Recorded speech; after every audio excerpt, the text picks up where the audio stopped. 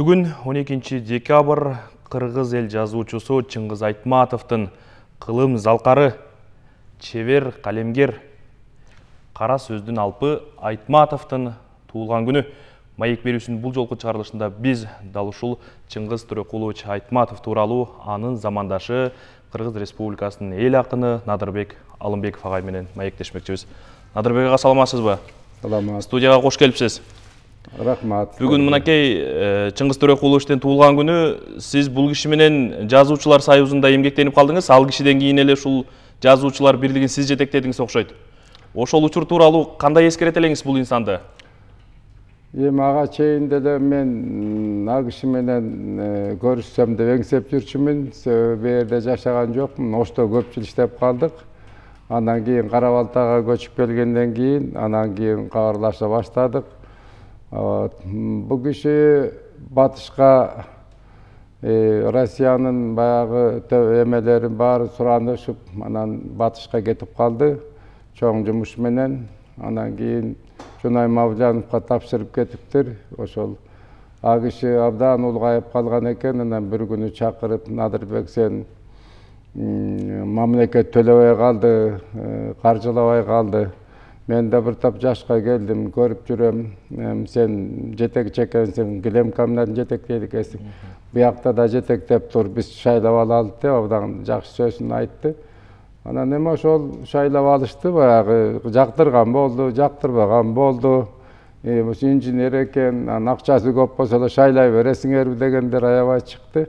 Бирок мен ошол 1996-жылы шайлап, анан 2004-жылдын акырына чейин иштедим. Ошол жылдарда Чыңгыз Төрөкулович менен мындайча айтканда тыкыз байланышып калдык. Мен көрсөм, ушундай кишине бир жанында анда мен акын деле боло элекмин. 30 жылдык өмүрүм жалаң өндүрүштө болду. Мен кечире келдим да, жөн эле ушу чикеммени көрүп бир жакшы катташып келип кетип жүрсөм деген тилек бар эле.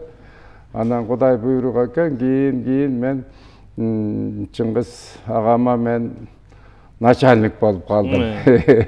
Анан тияка бияка кызык киши баладай болду. Анан бияка бир барып келелик, тияка барып келелик десең, ой, убактым жок, тигил бул деп калат кээде. Чике, мен сизге начальник болом, атайын айтып атам, мына тиле албайсызбы деп анан тамаша кылсам, эл шайлаган начальниксиң. Канча саатка барып келелик деп уже баягы кичине кайтып калат. Анан ошондой жакшы күндөрдө анан Кара Балтага үйгө көп алып кетчүмүн. Жакшы эле барып отуруп, жарым эле саат десе, мейли жарым эле саат болот деп алып кетчүмүн. Анан бир 5-6 саат отуруп калат да. Анан берки жазуучуларды да, чоң аксакалдарды ала кетем, эрмектешип отурсун деп. Анан бир күнү бир ушул жазуучулар жөнүндө сөз болуп калды. Анан Надырбек, сен өзүң инженер болсоң, кантип иштеп атасың деди. Анан иштеп эле атам, кадимкидей эле десем. Бул жазуучулар деген булардын ушундай булардын экинчи сорту жок. Жалаң биринчи сорт булар. Бир экинчи сорт десең, абдан жаман эмеге калып кетесиң. Жалаң биринчи сорт. Жанагы кол менен жасаган буюмду штучный изделие деп коет. Штучный изделие. Ал кайталангыс, себеби кол менен жасалган, жана заводдон чыккан эме эмес, окшош эмес. Ошол жазуучулардын бардыгы штучный изделие.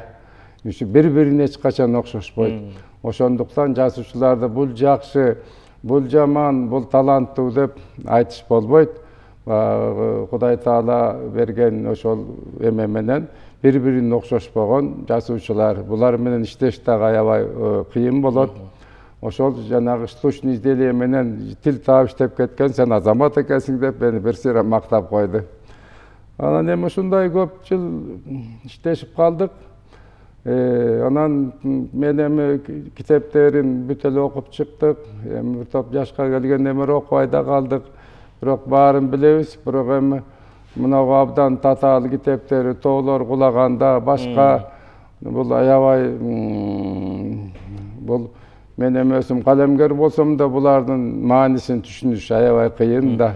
Мона ушу жалаң ушу жанагы ошол адабияттын мыкты чеберлери сынчылар гана эме кылбаса биз жалпы окурмандар баардыгын түшүнүшүбүз абдан кыйын.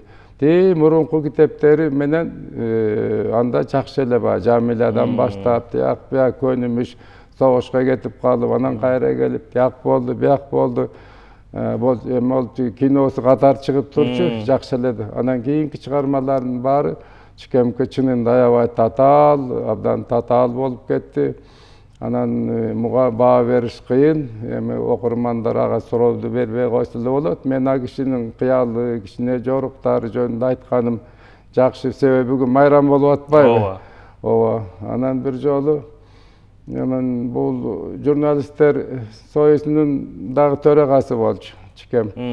Анан батыштан келип, анан контору жок да, журналисттер союзу баягы эски конторун, баягы эски столун баарын тийбей ушул күнгө чейин да сакталып турат. Ошол жерге келип отуруп кой учурашып кетейинчи деп анан кирдим. Келсем төрдө отурган экен. Төрдө отурган салам алейкум десем, ой, сен сакал коюп алыпсың го деди. Мен ошондо сакал коюлуп калган, сакал жүргөм, сакал. Анан колум учурашпай туруп, кандай жараша сакал деди. Анан колун кое бербей туруп айттым, чике, эми сиз батышка да аксакал болдуңуз, чыгышка да аксакал, Европага да аксакал, бүт дүйнөлүк эл аралык аксакал болуп калдыңыз дедим. Сиз аксакалсыз. Мен сизден суранарым ушул Кыргыздын аксакалдыгын мага бербейсизби дедим. Десем элем, ой, айланып кетейин, ал, буйруса ал, сен ушу Кыргызга аксакал болуп кал. Деп анан аябай балпаңдап, колун чыгарбай келип анан отурушту. Анан жылдар өттү, бир топ өтүп кетти. Анан мен ошо баягы тамаша, эми биз дагы эми чикемдей деңгээлүү болбосо да, чын кыргыз элинин арасында аксакалдардын бири болуп калдык. Анан көпчөлөр айтам, ошо чикемдин батасынан делем кыргызга аксакал болуп жүр деп. Анан кээде мен аксакалдык аткарып жүрөм. Кыргызда аксакалдар көп, бирок кандай аксакалдар бар? Анан сыгарына мына чыгармачылык жерлерде да аксакалдарыбыз көп. Кээде тамаша кылганын сакалдары жок да. Ой, сакал койбойнча аксакал болбойт да деп анан ушундай талашып эми калабыз. Ушулар аралашып калдык. Надырбек ага, сиз өзүңүз айтып калбадыңызбы, чыгармачылыкка кеч келип калдым депчи. Мынакей былтыр мурдагы жылы Кыргыз Республикасынын эл акыны деген наамга татыдыңыз? Жок, 2004-жылы. Ооба. Анан сиздин чыгармачылыгыңызга, поэзияңызды жанагындай үйгө болгон отуруштарда ал киши мындай колдун алып баа берчү беле, кандай дечү эле сиздин ырлар тууралуу? Мен эми ал кишиге көп деле карматканым жок. Анан жана баш сөз жазганда жаздырып алдым, берип. Анан дагы мейман болуп отурганда мен кыйнаганым жок ал кишини.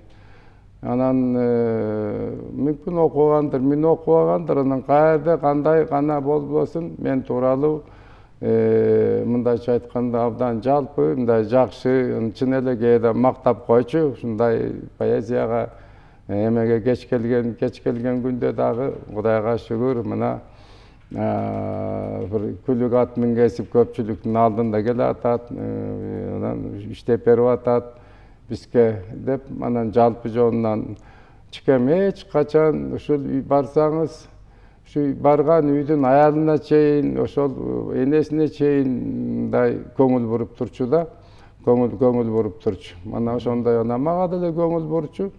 Анан көп жолугуп калды, үйүнө барып да жолукчубуз. Анан мен эмне кылам, өзүм жөнүндө айтпайм да. Жалаң үстүнө эле баягы суроолорду бере берчи, мага кызык да. Анан ошонун көбүнө эринбей, ушундай анан жакшы эмеси, көңүлү жумшак болуп, настроениясы дегендей жакшы болсо, жакшы жооп берчи. Анан мен мына чыгармаларымды окудуңузбу тиги деп мен түк айтчы демесмин. Ал киши ал прозаик да. Мен ал кезде ыр менен баштагам, анан махабат ырлары менен баштагам. Укса уккандыр, мындай атайын менин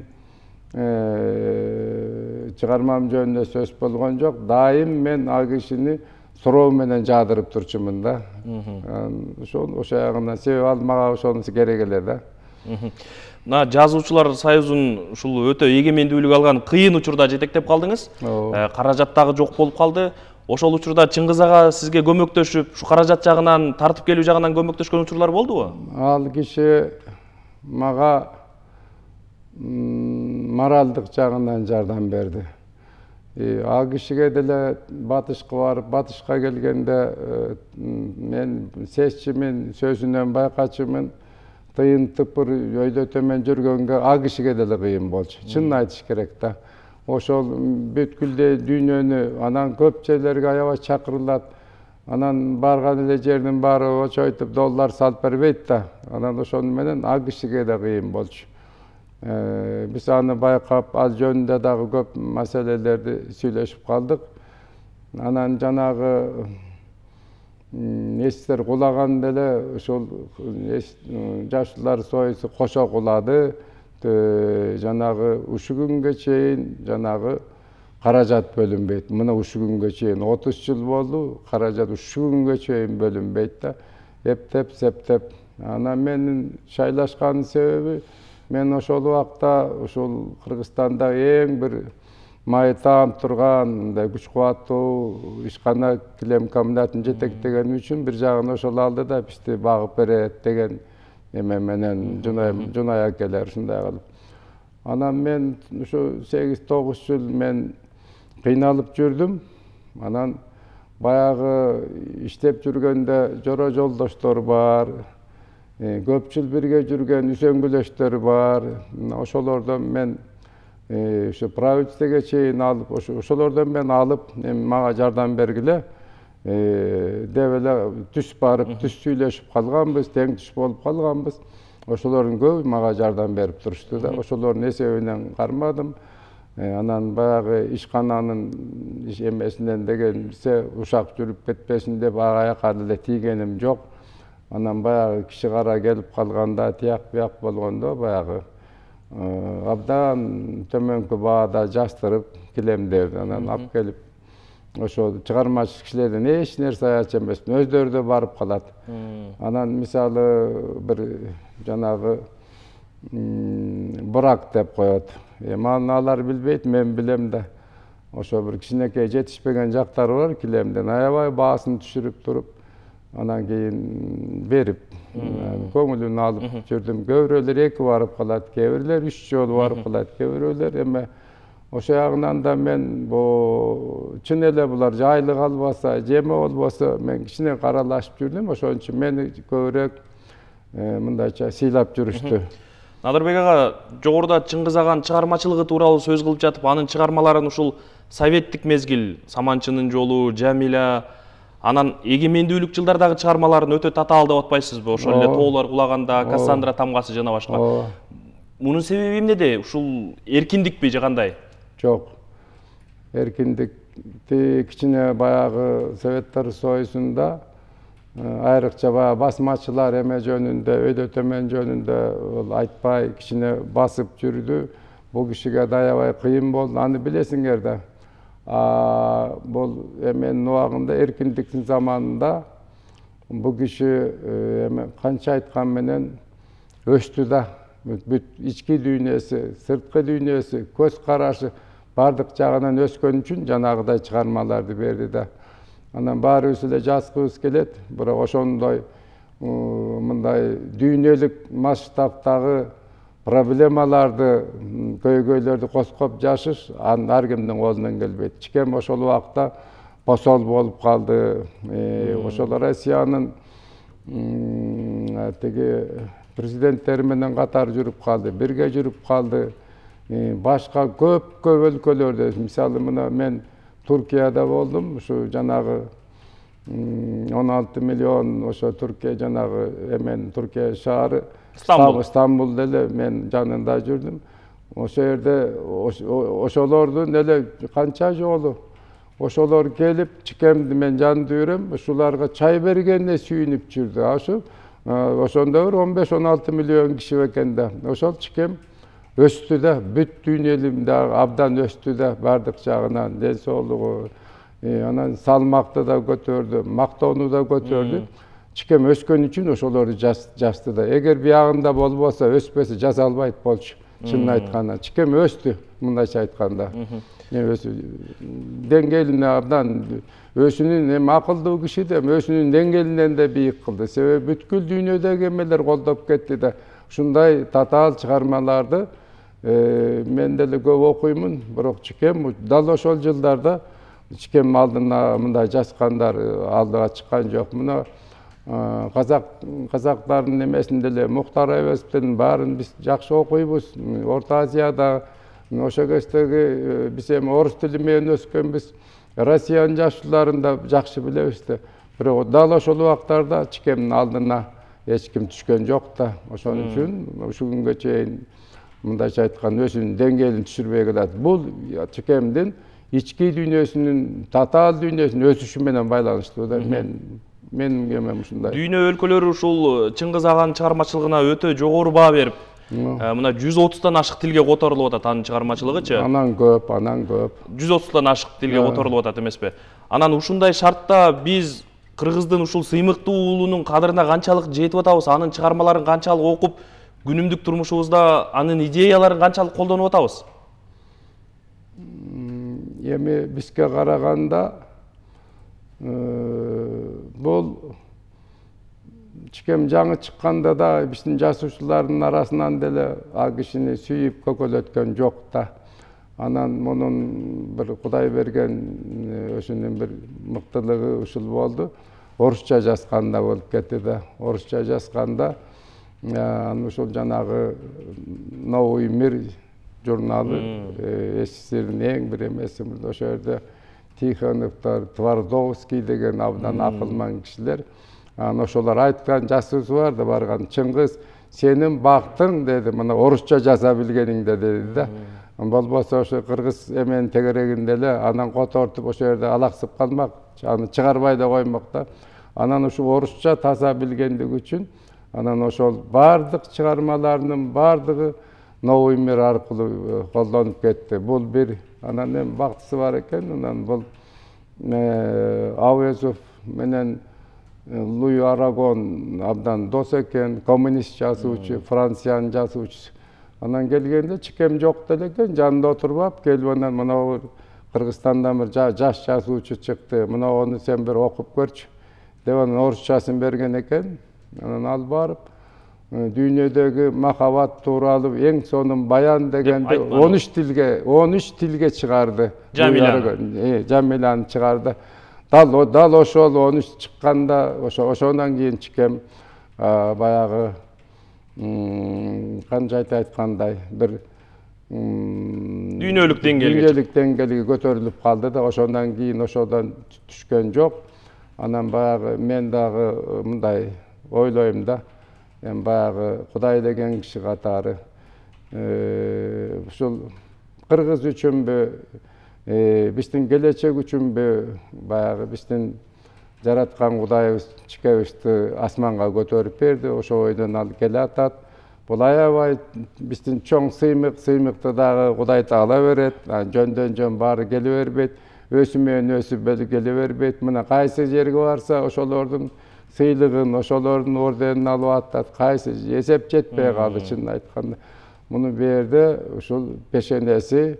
Анан мен Кудай деген кишимин, берде Кудай таала колдоп турду бир жагынан. Биз улут катары сакталып калабыз десек, мындан кийин Айтматовго болгон мамилебиз кандай болушу керек? Улут катары сакталып калыш үчүн бизде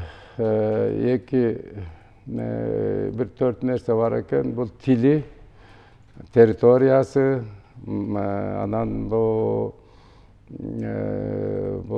экономикасы, анан психический склад деген бар да, орусча психический склад. Кыргыздар ушундай аз элби, көп элби, ушул кыргыздардай, кебетеси кыргыздардай болгон психикалык склады, сүйлөгөнү, манерасы эч бир элге окшобойт да. Бул ошонун айырмасы ошол да. Анан ошондо эң биринчиси бул тили да.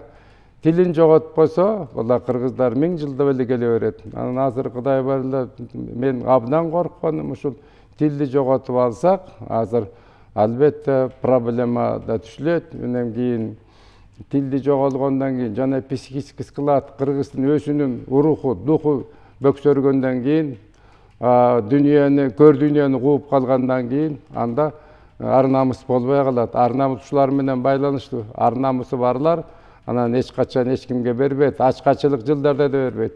Анан ушундай мынагу курсагы тоюп, баары лаңгичче сүйлөп, бардык бир башка жака өтүп, эмени дүйнөкорлуктун баарын исип кетсек, анда биз чын эле алдырып коебуз.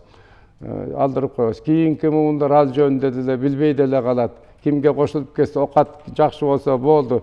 Себеби тилди унуткан, дилди унуткан, ушу менен мындай ушу айткандан, ушул эң негизги таянычыбыз тил, анан жанагы ички кыргыздын өзүнүн негизги өзгөчөлүгү. Ушу өзгөчөлүгү жоготпошубуз керек да. Мына президенттер жеп ичип койду деп, үчөө төртөөн келип туруп, тетиги ашып келип эле балдар келип, ак үйдү алып туруп, анан кийин башка бирөөлү койдуруп атат. Ошонун бардыгы, ошолордун бардыгы айылдын балдары, айылдан келген бал. Негизинен да мына ушу өткөн бу садырды шайларда дагы ошол кайдан жайдан түнү менен жүрүп отуруп, анан келип калып, ак үйдү алып, мына жаңы президент болду. Ага чейин да ушулар болгон. Эмне үчүн келип атат булар? Айылда, мисалы, айылда баягы тилди жогот элек, урукту да жогот элек, мындай эмесин жогот элек. Ошон үчүн ушулар келип, мындай... Агай, кечиресиз. Ушундай шартта биздин Айтматовго болгон мамилебиз кандай болушу керек? Эми ошону мен айтып келе атпайм. Ар намыс болуш керек. Ал эми Айтматовго мамиле болгон адам болуш үчүн, Айтматовдун бүт чыгармалары адам болуш үчүн үндөп келе атат. Бүт башынан, Жамилядан баштап, тоолор кулаганга чейин адам болуш керек да. Ошондуктан Айтматовго болгон мамиле түш болот. Кыргыздын бу эмеси менен, азыркы турмушу менен, кийинки турмушу менен, табияты менен ошол Айтматовдун чыгармалары канатташ бирге болуп туруш керек. Адабиятын жоготкон, мындайча айтканда тилин жоготкон эле ал эл болбойт. Значит, биздин сыймыгыбыз ошол Чыңгыз Төрөкулович болгондон кийин мен ойлойм, ошол жанагы мамлекетти кармагандар, кийинки биздин муундар ушул касиет менен, ушул касиетке таянып жүрүш керек да. Антпесе болбойт. Ошондуктан берде эч кандай деле эч нерсе жок. Өзүнчө урух, маданият өсүп кетип, Айтматовдун эмеси биякта калып калбайт. Мүмкүн эмес да. Ал эмес андан башка деле мына биз илгери ушундай күчтүү чыгармалар болду. Бул Каныбек деген болду. Тетиги Жантөшүп 40-50 жылдарда. Биз ошо менен эле жашап калдык. Муну карачы. Бул ошо кечте адамдардын рухун эмесин көтөрдү. Анан сынган кылыч чыкты. Аны менен жашап калдык. Анан мына Кудайга шүгүр, анан Айтматовдун чыгармаларын ушу менен жашап калды. Ал эмес коңшу өлкөлөр дагы, казак туугандар, өзбек туугандарбы, айрыкча немистер. Мына немистер абдан кастарлаган, Айтматовдун эмесин кастарлаган бул немис калкы. Көрсө аябай алар дагы түшүнүктүү эле экен, кыйын эле экен. Ошо Айтматовду казактардан да, өзбектерден да өйдө кылып которуп, анан кийин алар менен өзүнүн Айтматовдун чыгармаларын пайдаланып, турмушка пайдаланган немистер. Мен Германияда болдум.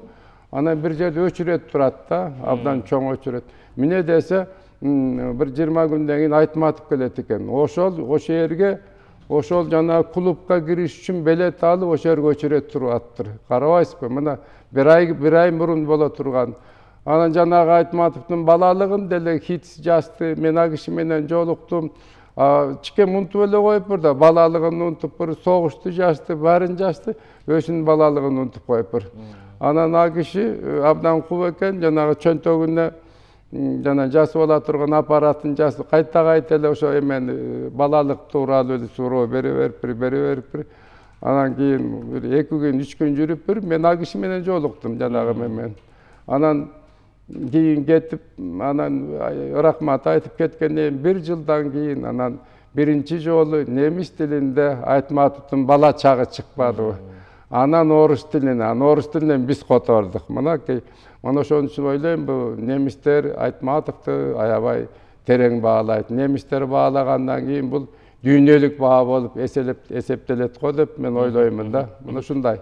Чоң рахмат агай. Биздин студияга келип маек бергениңиз үчүн ыраазычылык билдиребиз. Бүгүнкү адабият күнүңүз кут болсун. Рахмат. Урматтуу телекөрүүчүлөр, маек берүүсүнүн бул жолку чыгарылышында биз кыргыз эл акыны Надырбек Алымбеков агай менен маектештик. Чыңгыз Төрөкулович Айтматовдун өмүр жолуна сар эсеп салганга, урунтуу учурларына токтолгонго, анын чыгармачылыгы тууралуу баян кылганга аракет кылдык. Саламатта туруңуздар.